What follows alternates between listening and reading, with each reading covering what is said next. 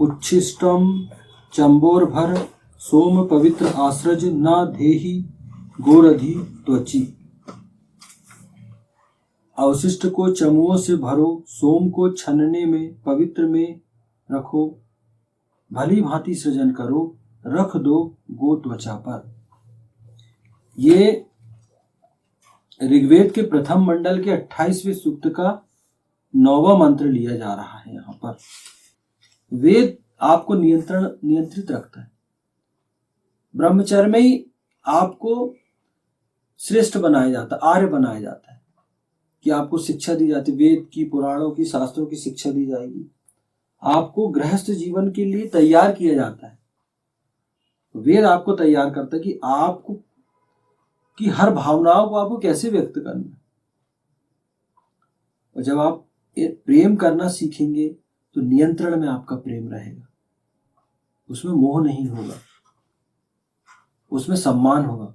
और फिर जब आप ये सब कुछ करते हैं, उसके बाद ईशान कहता है कि जब आप नियंत्रण में चीजों को करोगे, नियंत्रण में प्रेम करोगे, विवाह करोगे, तो आप ज्यादा लाभान्वित होगे एक दूसरे से। और क्योंकि ईशान का उद्देश्य है, वेद का उद्देश्य है, ईश्वर का उद्देश्य है कि आपका जीवन सुखमय हो। ईशान आपका, ईश्वर आपका जीवन सुखमय बनाना चाहता है, ये मुख्य बात है। तो जब ये ट्रेनिंग आपकी होगी, जब पुरुष आर्य होगा, श्रेष्ठ होगा, औरत सुमंगली बनेगी, तो क्यों नहीं जीवन सुखमय होगा। तो ये नियंत्रण करना कौन सिखाता है? ये नियंत्रण करना ईशान सिखाता है, वेद सिखाता है। ऐसी आपको ट्रेनिंग दी जाती है। तो कोई भावना गलत नहीं है, प्रेम की भावना होना ये कोई गलत भावना नहीं, लेकिन नियंत्रण भी तो होना चाहिए। आपको देखना भी पड़ेगा कि आप जिससे प्रेम कर रहे हैं तो आप क्या उसके उस जीवन भर उसका साथ निभा सकते हैं। क्योंकि आप विदाउट ट्रेनिंग जाएंगे तो फिर प्रेम में तो लोग, एक कहावत चलती कि मोहब्बत और जंग में सब कुछ जाएगा, लेकिन वेद कहता नहीं, ऐसा नहीं। वेद कहता है कि आपको बाकायदा प्रशिक्षित किया जाएगा। प्रशिक्षण के पश्चात आपको समझना होगा कि प्रेम क्या है, आप कैसे व्यवहार करें लोगों से, और क्या आप सामने वाले जिससे प्रेम कर रहे हैं उसका जीवन सुखमय बना सकते हैं। तो ये इन सब चीजों का आपको ध्यान रखना पड़ेगा। और जब आप प्रशिक्षित होगे तो वो हमको लगता जरूर है, प्रशिक्षण के बाद आपकी जब भावनाएं कंट्रोल रहती तो आदमी कंट्रोल करता है उन चीजों पर। ये वेद सिखाता है। अब ये डिपेंड करता है मनुष्य पे कि वो अपनी भावना को कितना कंट्रोल कर पाता है या नहीं, लेकिन वेद कहता है कि आपको कंट्रोल तो करना है। वेद के अनुसार आपको प्रेम करना है, वेद के अनुसार आपको अपना जीवन जीना है। मनाही कहीं नहीं है, लेकिन पवित्रता के साथ, नियंत्रण के साथ आपको अपने जीवन के इन कार्यों को आपको करना है। रख दो गो त्वचा पर।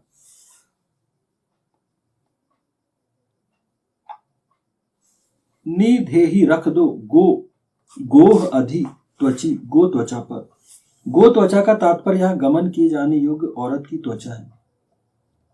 उसकी शरीर की त्वचा सुकोमल है, उसे सुकोमल ही बनाए रखे जाने की आवश्यकता है। उसे अनावश्यक रूप से कठोर बनाने की कोशिश न की जाए। औरत शरीर बहुत ही सुकोमल होता है ना।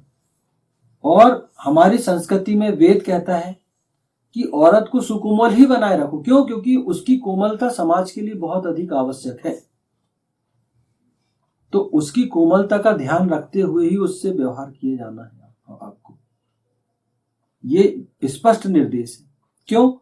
क्योंकि उसकी कोमलता की बहुत अधिक आवश्यकता है आपको जीवन में। कोमल भावनाएं, प्रेम की भावना, इनकी बहुत अधिक आवश्यकता आपको जीवन में पड़ती है। अनावश्यक रूप से कठोर नहीं बनाना है। पाश्चात्य संस्कृति क्या करती है? अनावश्यक रूप से कठोर बनाती है। उसको वो जो सम्मान है उसका, वो हिंदू धर्म बहुत अच्छे से प्रदान करता है औरत को। औरत कहता है कि औरत को हिंदू धर्म में, सनातन संस्कृति में ब्रह्मा बभूवित कहा गया है। हे औरत, तुम ब्रह्मांड का निर्माण करने वाली हो। तो जो ब्रह्मांड का निर्माण करने वाली है उसका ध्यान नहीं रखना पड़ेगा आपको। जो एक औरत संपूर्ण सृष्टि का निर्माण जो कर रही है, उसी पे तो टिकी हुई है सृष्टि। अगर वो कहे कि नहीं करना मुझे निर्माण, तो सृष्टि के आगे चलेगी क्या? नहीं। इसीलिए इस वेद कहता है, ईश्वर कहता है कि आप औरत की कोमलता का ध्यान रखना बहुत अधिक आवश्यक है। उसका मन कोमल होता है, उसका शरीर कोमल होता है, उसकी कोमलता को ध्यान में रख के आपको व्यवहार करना पड़ेगा। उसका बहुत प्रेम से स्पर्श किया जाना चाहिए। पुरुष की कठोर त्वचा तथा औरत की कोमल त्वचा का स्पर्श और घर्षण असीम आनंद का सृजन करता है। अब यहाँ पति पत्नी वाली बात आ रही, दंपति की बात यहाँ पर की जा रही। क्यों? क्योंकि उसकी कोमल त्वचा का स्पर्श जब आप करें तो बहुत ही अच्छे से करना है, तरीके से करना है। ये पति को ये निर्देश वेद देता है कि आपको अपनी पत्नी का सम्मान करना है। उसका मानसिक रूप से भी कोमल है, शारीरिक रूप से भी कोमल है। क्यों? क्योंकि आप जब दोनों संपर्क में आएंगे, दोनों का मिलन होगा, तो इस सृष्टि का संचालन होगा, सृष्टि, नई सृष्टि उत्पन्न होगी, आपकी संतान उत्पत्ति होगी। वो जो एक औरत है वो आपके संतान को अपने गर्भ में धारण करने वाली है। तो वो कितनी महान औरत है। जैसे पृथ्वी में जब हम अनाज बोते हैं तो पृथ्वी उस अन्न को धारण करती है और वो अन्न हमें प्रदान करती है एक समय के पश्चात। वही अन्न इस सृष्टि के लोग खाकर जीवित रहते हैं कि नहीं? तो ऐसे ही औरत आपकी संतति को, आपके संतान को अपने गर्भ में धारण करती है। तो आपको ध्यान रखना पड़ेगा इन चीजों का, उसकी कोमलता का, उसकी मन का, उसकी कोमल मन का, उसके कोमल शरीर का ध्यान रखना पड़ेगा। तो पुरुष को यहाँ संबोधित किया गया कि उसका स्पर्श बहुत ही कोमल तरीके से आपको करना है, अच्छे से करना है, और आप दोनों एक दूसरे के साथ सुखपूर्वक जीवन व्यतीत कीजिए।